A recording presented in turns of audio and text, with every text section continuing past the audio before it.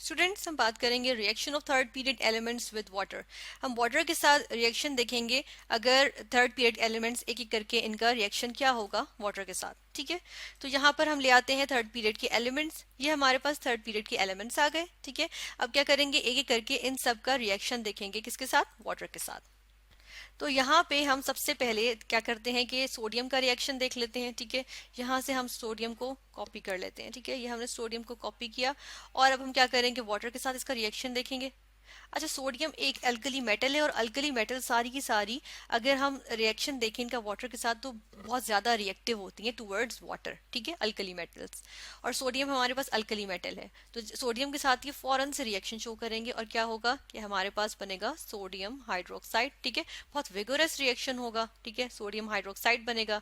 चलिए हम यहाँ से इसके ब्रैकेट्स रिमूव कर देते हैं। ठीक है, ये ब्रैकेट्स हम यहाँ से रिमूव कर देंगे क्योंकि ये ब्रैकेट्स नहीं लगाने की जरूरत हमें। ठीक है, तो ये हम ब्रैकेट्स यहाँ से रिमूव कर देते हैं। ठीक है, ये हमने रिमूव कर दिया और ऐसा करते हैं, इस OH को हम करीब ले आते हैं, तो ये हमारे पास सोडियम हाइड्रोक्साइड बन गया है। ठीक है, सोडियम हाइड्रोक्साइड, और साथ में क्या बन जाता है, साथ में हमारे पास H2 यानी कि हाइड्रोजन गैस बन जाती है। ठीक है, ये हाइड्रोजन गैस आ गई है। चलिए हम गैस ना भी लिखें, ठीक है, तो यहाँ पर हम लिख रहे हैं कि H2 गैस बन जाती है और जो कि वो अपवर्ड मूव करेगी। ठीक है, अब ये देखते हैं कि देखिए जो रिएक्शन है बहुत विगरस है, बहुत ज्यादा हीट इवॉल्व होती है। ठीक है, हीट रिलीज होती है और हीट रिलीज होने की वजह से क्या होता है, वो हीट जो है वो हाइड्रोजन गैस ले लेती है और ब्लास्ट हो जाता है। ठीक है, एक्सप्लोजन होता है। इसीलिए हम देखते हैं कि गलती से भी सोडियम का टुकड़ा जो है वो वाटर में चला जाए तो हम हमारे पास एक्सप्लोजन होता है, जिस तरह यहाँ पर हम देख रहे हैं स्प्लैशिंग होती है, एक्सप्लोजन होता है। ठीक है, बहुत विगरस रिएक्शन की वजह से इस तरह से।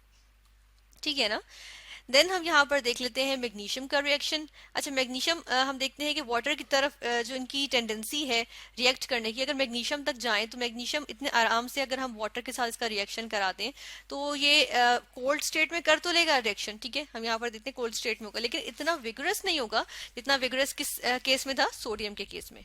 ठीक है, तो यहाँ पर हमारे पास जिस तरह सोडियम हाइड्रोक्साइड बना था, इस तरह यहाँ पर हमारे पास मैग्नीशियम हाइड्रोक्साइड बन जाएगा। ठीक है, और साथ में क्या चीज बन रही है, साथ में हाइड्रोजन गैस बन रही है। ठीक है, अब ये दोनों रिएक्शंस एक जैसे से हैं। ठीक है, लेकिन देखिए यहाँ पर इतना ज्यादा हीट रिलीज नहीं हुई, रिएक्शन इतना तेज नहीं था, विगरस नहीं था और इतनी ज्यादा हीट रिलीज नहीं हुई, इस वजह से हमारे पास जो हाइड्रोजन गैस बनी उसके उससे एक्सप्लोजन नहीं होगा। ठीक है ना, ये दोनों रिएक्शंस एक जैसे से हैं, इसलिए हम ऐसा करते हैं कि इन दोनों को साथ ही बैलेंस कर देते हैं। ठीक है, तो बैलेंस करने के लिए हम देख रहे हैं यहाँ पर हाइड्रोजन 3 हो गए ना, तो हमें यहाँ पर 2 लगा देते हैं। ठीक है, अब देखें हमारे पास सोडियम 2 हो गए तो यहाँ पर भी 2 लगा देते हैं।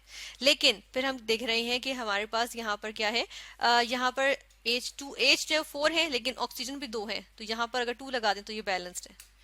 और इसी तरीके से हम दूसरी रिएक्शन में देखेंगे कि यहाँ पर हमारे पास 4 हाइड्रोजन है और ठीक है और 2 ऑक्सीजन है, तो यहाँ पर हम जस्ट 2 लगा देंगे तो हमारी ये इक्वेशन बैलेंस हो जाएगा। ठीक है, बैलेंस हो जाएगी। ठीक है, फिर हम आ जाते हैं कि मैग्नीशियम का, ये हमने वाटर के साथ रिएक्शन देखा था। ठीक है, यहाँ पर हम लिख देते हैं कि लिक्विड वाटर के साथ था। हम मैग्नीशियम का स्टीम के साथ अगर रिएक्शन करवा दें तो फिर हमारे पास क्या आ जाता है, हमारे पास फिर क्या आएगा, तो हम यहाँ पर देखते हैं कि मैग्नीशियम का स्टीम के साथ रिएक्शन करवाएंगे। इतने पार्ट को हम कॉपी कर लेते हैं। ठीक है, पेस्ट किया, यहाँ पे हमने स्टीम लिया, देखें ये गैशियस स्टेट में वाटर है। ठीक है, तो स्टीम है। अब हमारे पास मैग्नीशियम हाइड्रोक्साइड नहीं बल्कि क्या बनेगा, मैग्नीशियम ऑक्साइड बन जाएगा। ठीक है, MgO, और साथ में हमारे पास क्या होगा, फिर से हाइड्रोजन गैस तो रिलीज होगी ही। ठीक है, ये हाइड्रोजन गैस रिलीज हुई है। ठीक है ना, अब हम देख लेते हैं यहाँ पर ये इक्वेशन हमारे पास ऑलरेडी बैलेंस्ड है। ठीक है, नेक्स्ट आते हैं हम एलिमेंट पे जो कि है एल्यूमिनियम। एल्यूमिनियम पर आएंगे, एल्यूमिनियम का हम रिएक्शन दिखाएंगे किसके साथ, वाटर के साथ रिएक्शन दिखाएंगे। ठीक है, एल्यूमिनियम का जब वाटर के साथ रिएक्शन होता है तो क्या होता है, यहाँ पर हम ये देख लेंगे। अच्छा, एल्यूमिनियम यहाँ पर जब रिएक्शन शो करता है ना तो यहाँ पर क्या होता है, जिस तरह से हम लिखेंगे भी कि, और उसके बाद फिर हम देखते हैं Al2O3। अब हवा में नमी भी होती है। ठीक है, वाटर वेपर्स होते हैं, मौजूद होते हैं, तो हम देखते हैं कि एल्यूमिनियम उसके साथ फर्ज करने रिएक्ट कर रहा है और एल्यूमिनियम का टुकड़ा अगर रखा हो तो वो रिएक्ट कर भी जाता है। ठीक है, और हमारे पास बनता है एल्यूमिनियम ऑक्साइड और साथ में बन जाता है हाइड्रोजन गैस। ठीक है, हाइड्रोजन गैस लिबरेट होती है। तो ये रिएक्शन यूजुअली ऐसे भी हो सकता है अगर एल्यूमिनियम हमारे पास वैसे ही रखी हुई हो। लेकिन हम यहाँ देखते हैं कि जो एल्यूमिनियम ऑक्साइड बन रहा है ये एक प्रोटेक्टिव कोटिंग बना देता है। जैसे अगर ये एल्यूमिनियम का टुकड़ा है तो ऊपर की जो कोटिंग है ना वो प्रोटेक्टिव कोटिंग आ जाती है किसकी, एल्यूमिनियम ऑक्साइड की। और वो अंदर की मेटल जो है वो पूरी की पूरी कवर हमारे पास कन्वर्ट नहीं होती किसमें, एल्यूमिनियम ऑक्साइड में, क्योंकि ऊपर जो एल्यूमिनियम ऑक्साइड होती है वो अंदर के एल्यूमिनियम को वाटर के साथ रिएक्ट होने नहीं देती। ठीक है, इस तरह एक प्रोटेक्टिव कोटिंग आ जाती है। ठीक है ना। फिर हम ये देख रहे हैं इसको बैलेंस अगर हम यहाँ से कर लें तो बैलेंस करने के लिए हमें क्या करना पड़ेगा, यहाँ पे 3 ऑक्सीजन है, चले हम यहाँ पर 3 लगा देते हैं। अगर 3 लगा दें तो देखें हाइड्रोजन को बैलेंस करने के लिए भी मुझे यहाँ पर 3 लगाना पड़ेगा, क्योंकि यहाँ 3 into 2 से 3 into 2 हो गए। ठीक है, बैलेंस हो गए। एल्यूमिनियम जस्ट यहाँ एल्यूमिनियम अब बैलेंस नहीं है सिर्फ, ठीक है, तो Al2 है तो यहाँ पर भी हम 2 लगा देंगे। ठीक है, इस तरह से ये बैलेंस हो गया।